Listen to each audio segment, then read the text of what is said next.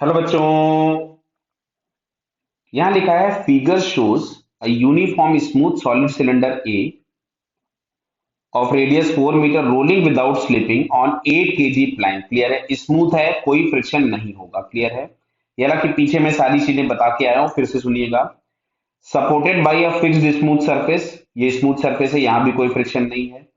ये जो block B है इसका एक्सेलरेशन 6 है, ब्लॉक सी का एक्सेलरेशन 2 है। ये इंफॉर्मेशन आपको दी गई है, यही लिखा हुआ है यहाँ पे। क्लियर है। अब लिखा हुआ है if unwrapped thread length between cylinder and B is 20 metre. मतलब ये किस लेंथ की बात कर रहा है? तो ये जो मैं रेड कलर से अब बना रहा हूं, ये इस वाली लेंथ की बात कर रहा है कि this total length is 20 metre. बराबर है unwrapped thread length is 20 metre.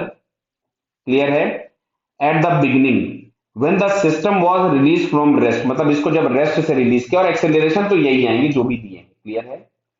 what would be the what would it be 2 seconds later, मतलब 2 सेकेंड के बाद।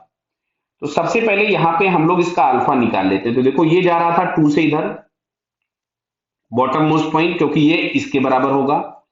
और टॉप मोस्ट पॉइंट जा रहा था लेफ्ट साइड में 6 से। कितने से? 6 से। अच्छा, हम इन सारी चीजों को यूज कर चुके हैं, हम इन सारी चीजों को यूज कर चुके हैं। और अल्फा हमने निकाला था, ये आया था 1 रेडियन पर सेकेंड। कितना आया था? 1 रेडियन पर सेकेंड।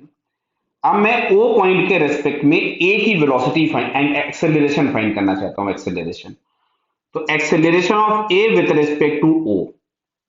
तो यहां से हम लोग क्या लिख सकते थे? R into alpha. अच्छा, आर हमारे पास था 4, अल्फा था 1, तो ये हम लोगों के पास आ गया 4 मीटर पर सेकेंड स्क्वायर। मतलब एक्सेलरेशन ऑफ ए। क्यों? थ्रेड अनरैप्ड कैसी मानोगे? जब सेंटर पे हम यहां बैठ जाएंगे, जब हम इस सेंटर पे यहां पे बैठ जाएंगे, तभी ये जितना अनरैप्ड होगा वो हमको दिखाई देगा। अदरवाइज तो हमको ट्रांसलेशन मोशन भी दिखाई देगा ग्राउंड से।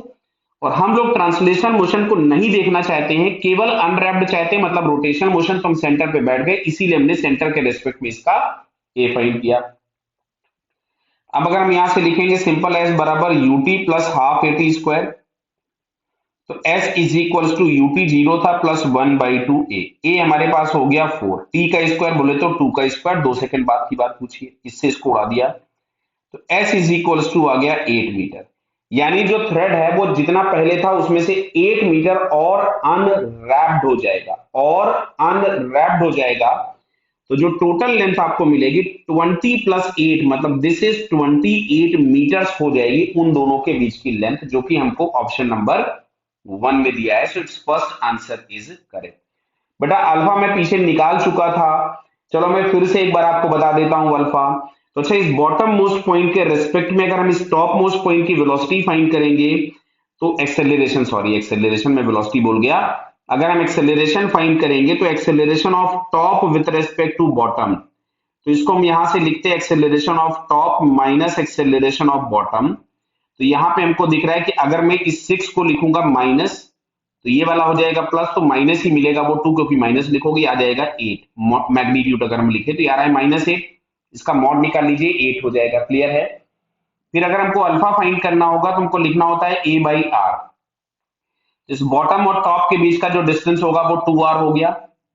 तो 2 इंटू रेडियस, और रेडियस था 4, तो ये बेटा आपको 1 मिल रहा है, जो कि मैंने यहाँ पे लिख दिया था। चलिए मैंने आपको फिर से बता दिया। क्लियर बेटा। तो फिर इस क्वेश्चन में जो हमसे पूछा गया तो उसका आंसर होगा first. Okay, all the best.